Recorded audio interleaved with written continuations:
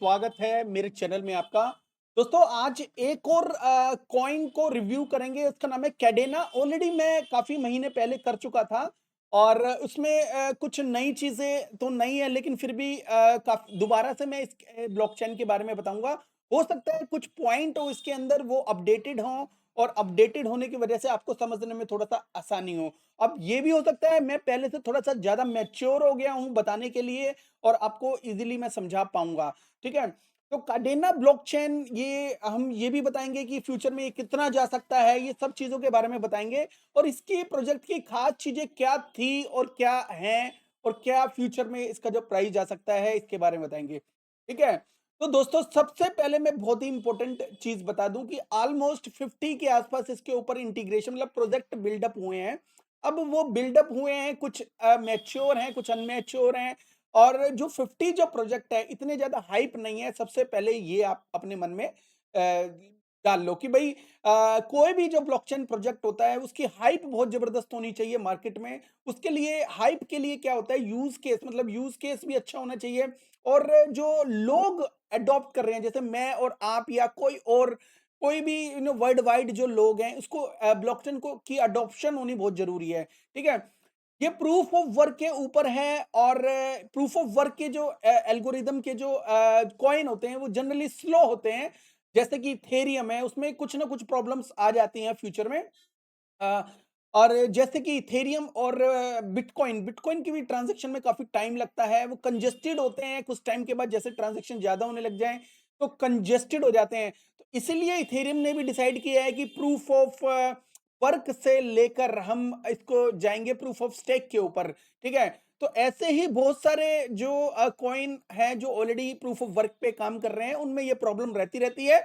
तो ये कहते हैं कि मतलब इनका जो एल्गोरिदम है वो ड्यूल एल्गोरिदम है, वो प्रूफ ऑफ वर्क के ऊपर है, लेकिन इन्होंने डैग इकोसिस्टम को भी उन्होंने इंटीग्रेट किया है अपनी ब्लॉकचेन में। अब डैग इकोसिस्टम क्या है? डैग इकोसिस्टम एक ऐसा इकोसिस्टम होता है, जैसे ब्लॉकचेन में ब्लॉक जुड़े होते हैं, एक के बाद दो, दो के बाद तीन, चार, पांच, छह ऐसे ब्लॉक बनते हैं। एक ब्लॉक के बाद जब पूरी ट्रांजेक्शन फिनिश हो जाती है, ब्लॉक भर जाता है, तो दूसरा ब्लॉक चालू होता है, फिर तीसरा, ऐसे वो ब्लॉक होता है, मतलब वो एक चेन सिस्टम होता है। लेकिन इसके अंदर क्या होता है, वो एक दूसरे ब्लॉक तो जुड़े होते हैं एक दूसरे के साथ, लेकिन जो ब्लॉक होते हैं वो बाईपास के जरिए एक दूसरे के साथ भी जुड़े होते हैं।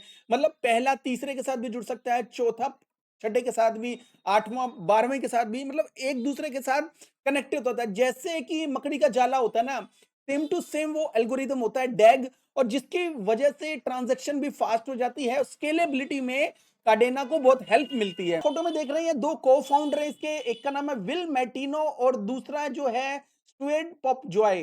तो ये दो इनके को फाउंडर हैं और जो मेन चीज है इनके एडवाइजर, इनके जो एडवाइजर हैं वो बहुत ही पॉपुलर हैं। कहा जाता है कि इनकी ही एडवाइस से ब्लॉकचेन बनाई गई।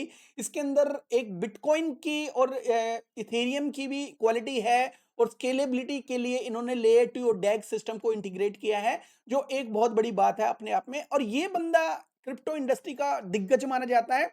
ये कहा जाता है कि इसने जो बिटकॉइन का फ्रेमवर्क बहुत पहले, मतलब उसकी जैसी एक फ्रेमवर्क पहले से तैयार किया जाता है। कुछ ये मानते हैं कई लोग कि भाई बिटकॉइन के पीछे इसका भी कोई ना कोई हाथ है, कहीं ना कहीं ये ऑर्गेनाइजेशन भी बिटकॉइन के पीछे है, ठीक है? ये बंदा या इसकी ऑर्गेनाइजेशन कुछ भी कह लो, बिटकॉइन के पीछे है, ठीक है? पर ऐसा प्रूव नहीं हुआ है, किसी तरह की कोई स्टेटमेंट नहीं आई है। एनीवे हम आगे बढ़ते हैं दोस्तों। ये टीम टीम वगैरह है। टीम वगैरह मैं जनरली दिखाता नहीं हूँ, बिकॉज़ टीम से कुछ ज़्यादा फ़र्क नहीं पड़ता। कई बार क्या होते हैं, बहुत सी फ़ेमस लोग आ जाते हैं टीम बन के और उसका जो प्रोजेक्ट होता है वो डंप कर देते हैं, अपने फेस वैल्यू का वो नज़र फ़ायदा उठाते हैं। लेकिन टीम से मैं कोई ज़्यादा इन्फ्लुएंस नहीं होता, मैं प्रोजेक्ट को देखता हूँ, उसके एडॉप्शन को देखता हूँ, ठीक है? अब क्योंकि इसके अंदर प्रूफ ऑफ वर्क है, डैग है, तो इकोसिस्टम फास्ट भी बनता है। प्रूफ ऑफ वर्क से एक सॉलिड होता है कि भाई इसके जो टोकन है माइनर होंगे, सिक्योर होगा। माइनर है, प्रूफ ऑफ वर्क होगा तो माइनर भी होंगे, माइनर होगा तो ये सिक्योर होगा, ठीक है? डैग इकोसिस्टम इंटीग्रेटेड है बिकॉज़ डैग की वजह से ये चीज़ों को फास्ट और ईज़ी ट्रांज़ैक्शन एफटीएम को देखोगे, एफटीएम की भी ट्रांज़ैक्शन बड़ी फास्ट हो जाती है। तो स्केलेबिलिटी की प्रॉब्लम तो इसके अंदर नहीं है कि मतलब कि हाँ भाई इथेरियम और इसकी तरह आपकी फीस वगैरह ज़्यादा लगेगी या ट्रांज़ैक्शन काफ़ी लेट होगी। ठीक है? और कैंसल भी हो जाती है इथेरियम में, तो कई बार जो अगर लो फीस होती है तो हमारी फीस भी उसमें चले जाती है, तो उसमें, लेकिन इसमें ऐसा कुछ भी नहीं है। और एक और मेजर चीज़ है, इसमें ऐसा तो कुछ नहीं है, लेकिन 26% इन्फ्लेशन है, जिसमें चलो मैं एक काम करता हूँ, इन्फ्लेशन की बात सबसे लास्ट में करता हूँ, क्योंकि इन्फ्लेशन जो जुड़ा हुआ है वो प्राइस से भी जुड़ा हुआ है। तो इसकी मैं इन्फ्लेशन की बात मैं लास्ट में करूँगा। आपने जेपी मॉर्गन का नाम सुना हुआ होगा, आपने एससीसी का नाम सुना होगा, आपने एप्पल, माइक्रोसॉफ्ट और ये सब कंपनी, वो तेजोस, बिटकॉइन और डिज्नी और फॉर्मेशन, ट्विटर, इनका नाम तो सुना ही होगा। काफ़ी फेमस किसी का बैंक है, जेपी मॉर्गन का बैंक है। एससीसी आपको पता ही है, जो बड़ी खतरनाक ऑर्गेनाइजेशन है ऑलरेडी, जो परेशान कर रही है क्रिप्टो इंडस्ट्री को। तो ये जो इनके जो सीईओ, फाउंडर वगैरह कहीं ना कहीं इन ऑर्गेनाइजेशन से पहले वर्क कर चुके हैं। तो इनका बैकग्राउंड कह सकते हैं कि बहुत अच्छा है। और अब ये भी चीज है कि इसका जो नो कंपटीशन की कहते हैं कि हमारी जैसी ब्लॉकचेन है ही नहीं, तो कंपटीशन कहां से होगा। टोकनोमिक्स के बारे में अभी बात करूंगा मैं आपसे। और चेन वेब के अंदर ये आता है कि इनकी जो ब्लॉकचेन है ये प्रूफ ऑफ वर्क के अंदर है, और काफी चीजें इसके अंदर इंटीग्रेशन है, जिसकी वजह से इनका हैक करना बड़ा मुश्किल है। इसके अंदर जो पैक लैंग्वेज यूज हुई है दोस्तों, पैक लैंग्वेज ऐसी लैंग्वेज है जैसे कि एचटीएमएल होती है, आपको पता ही कि एचटीएमएल जैसे लैंग्वेज होती है, ऐसे ही जो ब्लॉकचेन के लिए एक पैक लैंग्वेज होती है। वैसे तो सोलिडिटी सबसे ज्यादा यूज होती है, लेकिन पैक लैंग्वेज एक ऐसी लैंग्वेज है जो क्रिप्टो डेवलपर है वो इजीली इस लैंग्वेज को समझ लेते हैं। इन्होंने शायद ये जो लैंग्वेज है वो इसलिए बनाई ताकि कोई भी डेवलपर इजीली यहाँ पे बिल्डअप कर सके। एडॉप्शन को इंक्रीज करने के लिए इन्होंने लैंग्वेज बनाई। लेकिन हाँ, तो एडॉप्शन तो उस लेवल का हुआ नहीं, लेकिन फिर भी इन्होंने अपनी तरफ से तो पूरी कोशिश करी। ठीक है, इसमें जो है जो अगर फ्यूचर में, because of proof of work के ऊपर है, तो फ्यूचर में अगर इनकी ट्रांजैक्शन वगैरह बहुत ज्यादा होती है, तो इनका ऑलरेडी जो है लेयर 1 लेयर 2 भी है ऑलरेडी। कि लेयर 2 में क्या होगा, लेयर 2 कनेक्टेड होगा लेयर 1 से, तो कोई भी ट्रांजैक्शन ज्यादा होगी, मतलब ट्रांजैक्शन ज्यादा होगी, कंजेशन वगैरह आएगा, तो कंजेशन आएगा, तो कंजेशन उसको दूर करने के लिए इन्होंने लेयर 2, जिसका नाम क्यूरो करके है, तो लेयर 2 भी बिल्डअप की हुई है ऑलरेडी। इन्होंने काम तो बड़े अच्छे करे हैं, कोई डाउट नहीं है किसी किसी भी तरह से। लेकिन काफी चीजें होती है दोस्तों कि टोकनोमिक्स एक बहुत बड़ी एक लेक और एक बेनिफिशियल चीज हो सकती है क्रिप्टो इंडस्ट्री में, तो उसकी बात भी हम करेंगे। तो ग्रांट प्रोग्राम इन्होंने 50 प्रोजेक्ट ऑलरेडी बिल्ड किए हैं। ग्रांट प्रोग्राम है इनका कि भाई ग्रांट प्रोग्राम में ये क्या कर सकते हैं कि मतलब जो भी बिल्ड करता है उसको कुछ डॉलर से उसके लिए हेल्प कर सकते हैं उसको बिल्डअप करने में। तो उससे क्या होता है कि प्रोजेक्ट को एक डेवलपर और देव वगैरह होते हैं जो उसको लालच होता है कि इनकी ब्लॉकचेन के ऊपर बिल्ड करते हैं, अगर इनकी ब्लॉकचेन के ऊपर बिल्ड करेंगे तो अच्छा खासा अमाउंट हमें फ्री में मिल जाएगा, और उससे ही हम अपने प्रोजेक्ट को बिल्डअप करेंगे जब एडॉप्शन होगी उसके बाद। बात की बात है। तो जो माइनिंग है, इसकी कई लोग माइनिंग भी कर रहे हैं। मैं ये कहता हूँ कि ये जो प्रोजेक्ट है, माइनर्स के लिए बहुत बेस्ट है, बिकॉज़ जो माइनिंग करते हैं, जो माइनिंग में इंटरेस्ट रखते हैं और वो उन कंट्रीज़ में रहते हैं, जो माइनिंग के लिए फ्रेंडली कंट्रीज़ हैं। तो वो माइनिंग करने के लिए उन्होंने एंट माइनर जो होता है, माइनिंग करने के लिए एंट माइनर KA3 जो माइनर है उसके लिए सूटेबल है, वो माइन कर सकते हैं। और खरीदने की बजाय वो इस चीज को माइन करके कमा सकते हैं, बिकॉज जो माइनिंग का जो के बाद इन्फ्लेशन होता है वो भी बहुत तगड़ा ही है। बट अभी के हिसाब से देखा जाए तो 0.12 USDT पर किलोवाट पर हावर के हिसाब से ये जो बिजली का हिसाब किताब है वो फिट बैठता है। और इस हिसाब से देखा जाए तो इजीली माइनिंग करने में कोई प्रॉब्लम नहीं है किसी तरह से। ठीक है, तो इसके अंदर एक और प्रॉब्लम ये है, प्रॉब्लम कह लो या कुछ भी कह लो, मैं तो क्लियर बोलता हूँ कि इसके अंदर किसी भी तरह का कोई बर्निंग नहीं है फिलहाल। और ये जो 120 साल तक इन्फ्लेशन होता चला जाएगा, 120 साल मतलब 2019 में है तो 2140 2139 सन के आसपास ये चलता रहेगा हिसाब किताब। ठीक है, और इसका जो रिसेंटली में लेजर इंटीग्रेशन हुआ है जो एक बहुत बड़ी बात नहीं है दोस्तों। ऑल टाइम जो हाई है ये वैसे तो $27 गया था इसका।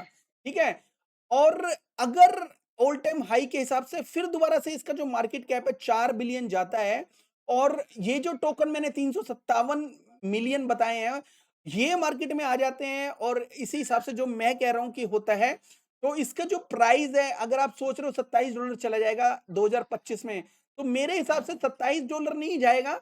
मेरे हिसाब से ये 7 से $8 या $7 के आसपास ही जाएगा। बिकॉज़ बहुत सारी लेयर 1 हो चुकी हैं, तो मैं ये समझता हूँ कि आने वाले टाइम में जो बिलियंस की जो मार्केट है वो भी डिवाइड हो जाएगी। तो मैं अभी भी इसको 2 बिलियन फालतू लेके चल रहा हूँ कि 2 बिलियन, अगर 6 बिलियन या 7 बिलियन के आसपास अगर इसकी मार्केट कैप जाती है, तो 15-17 एक्स ये ईज़िली हो सकता है। ये भी हो सकता है कि ये इसका जो ऑल टाइम हाई जो 2025 तक ना तोड़े। ऐसा पॉसिबल है बिकॉज़ इन्फ्लेशन की वजह से, और बर्निंग नहीं है, ये मतलब बर्निंग इसमें है ही नहीं किसी भी तरह से। तो इन्फ्लेशन जब चीज़ें होती है, तो मार्केट में क्या होता है, माइनर्स क्या करे, इसको माइन करेगा, माइनर्स बहुत ज़्यादा होंगे। ऑफ कोर्स जो ब्लॉकचेन है वो सिक्योर होगी बिकॉज़ माइनर बहुत ज़्यादा बढ़ जाएँगे।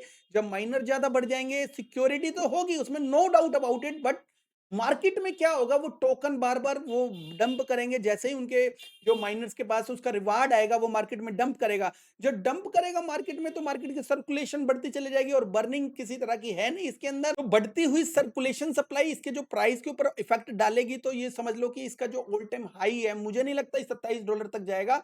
तो ये ज्यादा से ज्यादा $10 तक जा सकता है दोस्तों। ठीक है, अगर आपको समझ में आती है तो ठीक है, अदरवाइज आप इसको होल्ड कर सकते हो फॉर लॉन्ग टर्म। अगर आप लॉस में हो, लॉन्ग टर्म होल्ड करो। अगर आपने बाय करना है और आप सेफ साइड चलना चाहते हो, तो कहीं न कहीं आपको ये फॉर लॉन्ग टर्म ठीक-ठाक देगा, लेकिन इतना नहीं देगा जितना आप सोच रहे हो, ठीक है? सब कुछ अच्छा है, वही घुमा के टोकेनोमिक्स के ऊपर आ गई बात कि जो इसका इन्फ्लेशन है, वो कहीं न कहीं इस चीज़ को इफ़ेक्ट प करेगा।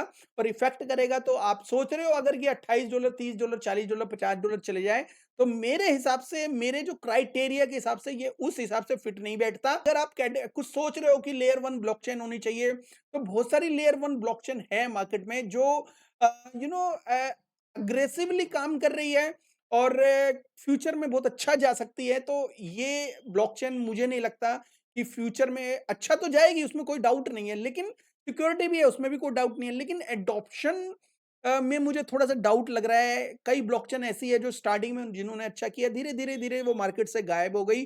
और वेलास का भी मैं एक एग्ज़ाम्पल देता हूँ कि वेलास भी का भी एडॉप्शन इतनी तेज़ी से नहीं हो रहा, और लेयर 1 एडवांस चीज़ें, एआई से कनेक्टेड चीज़ें मार्केट में आ रही है, तो कहीं न कहीं प्रूफ ऑफ वर्क है जो एक ये तो इन्होंने अपने आप को स्केल किया हुआ है, लेकिन प्रूफ ऑफ वर्क जो इकोसिस्टम है, वो कहीं न कहीं लोगों की नज़रों से भी उतरता चला जा रहा है।